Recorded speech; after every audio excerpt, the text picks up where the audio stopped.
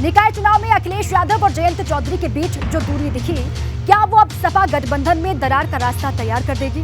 निकाय चुनाव के नतीजों के बाद ये चर्चा जोर पकड़ रही है।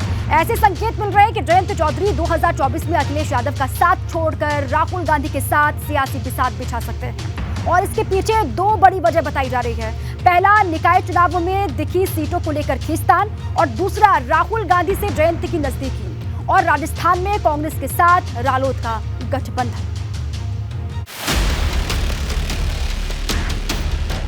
जयंत चौधरी छोड़ेंगे अखिलेश का साथ, राहुल गांधी के साथ बिछाएंगे नई बिसात। गठबंधन की लड़ाई अलगाव के मोड़ पर आई।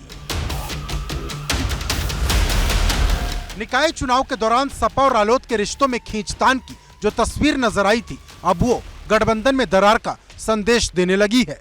दरअसल निकाय चुनाव के दौरान मेरठ नगर निगम और मवाना नगर पालिका को लेकर सपा और रालोद के नेता आमने सामने आ गए थे। यहां तक पश्चिमी यूपी के मेरठ और सहारनपुर में अखिलेश यादव के कार्यक्रमों से जयंत चौधरी ने दूरी बना ली थी। एक तथ्य यह भी है कि 2024 के लिए बनने वाले गठबंधन में जयंत चौधरी कांग्रेस के साथ जाने से गुरेज नहीं करेंगे। राहुल गांधी की भारत जोड़ो यात्रा के दौरान भी रालोद के कार्यकर्ता उस यात्रा में शामिल हुए थे, जबकि अखिलेश यादव कई बार कांग्रेस के साथ जाने से इनकार कर चुके हैं। यहीं से माना जा रहा है कि जयंत चौधरी कांग्रेस के साथ भावी राजनीति में विकल्प तलाश रहे। हालांकि सपा नेता निकाय चुनाव से लेकर रालोद के साथ रिश्तों में खटास से इनकार करते हैं। नहीं, देखिए, ये चुनाव तो अलग चुनाव था। वो सरकार बनाता है, जो 2024 का चुनाव है, ये तो स्थानीय निकाय चुनाव था। इसमें तो कोई गठबंधन है या ना, फ्री छोड़ दिया था। हम लोगों ने बहुत सारे वार्ड फ्री छोड़ दिए थे कि सब लड़ो इसमें।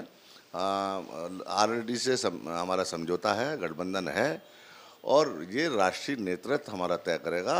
और समाजवादी पार्टी अकेले सक्षम है बीजेपी को हराने के लिए, कोई सवाल ही पैदा नहीं होता। सपा विधायक रफीक अंसारी का तर्क अपनी जगह है, लेकिन चर्चा तेज हो चली है कि प्रचार में उतरने के बाद भी अखिलेश यादव वो कमाल नहीं कर पाए जो जयंत चौधरी के प्रचार से दूर रहने के बाद भी रालोद ने कर दिखाया। पश्चिमी यूपी के 23 निकायों में रालोद ने जीत दर्ज की, जबकि मुस्लिम वोट बैंक के मोर्चे पर सपा बहुत पीछे रह गई। ऐसे में माना जा रहा कि रालोद नेताओं और जयंत चौधरी को लग रहा है कि सपा के बजाय कांग्रेस के साथ जाना पार्टी के हित में होगा। संभावना से इनकार नहीं किया जा सकता कि मुस्लिम मतदाताओं का कुछ झुकाव कांग्रेस की तरफ होने लगे, और अगर ये इशारे मिलते हैं तो उन्हें गठबंधन में नए साथी यूपी में मिलेंगे। वो जयंत भी हो सकते हैं, वो राजभर भी हो सकते हैं, वो और लोग भी हो सकते हैं। और फिर राजनीति तो ऐसी अनिश्चितताओं का खेल है, इसमें कुछ भी कहना कि किसी बात को खारिज कर दूं, मैं सिरे से खारिज किसी बात को नहीं कर सकता, किसी संभावना से इनकार नहीं कर सकता।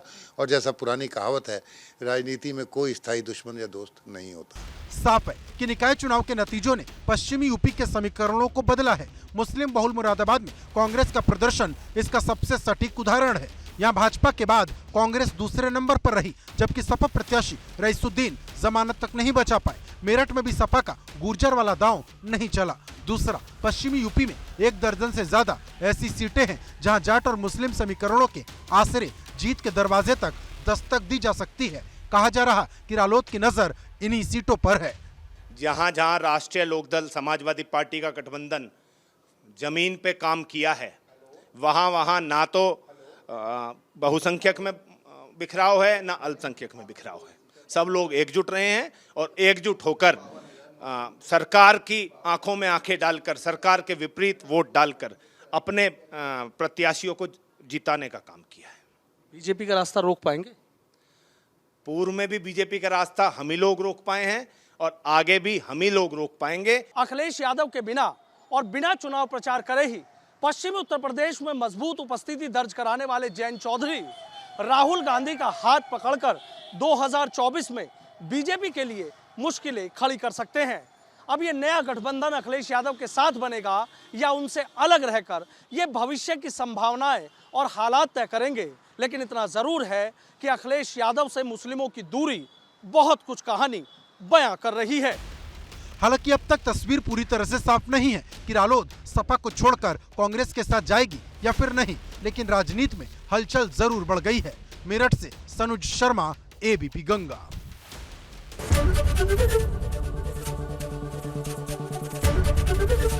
एबीपी गंगा, खबर आपकी, जुबान आपकी।